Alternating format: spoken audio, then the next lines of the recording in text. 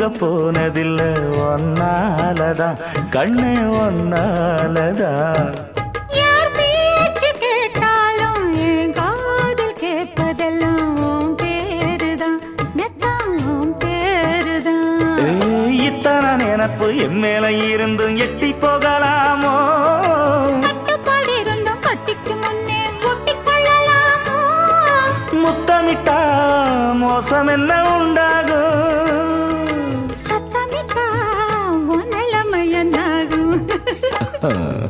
புது வளையல அரைச்சு தொண்டையில தான் நினைச்சு மாமன் கிட்ட பேச போற மணிக்கணக்கா. தூண்டாமணி விளக்க தூண்டி விட்டு எரிய வச்சு ஓ முகத்தை பார்க்க போற நாள் கணக்கா.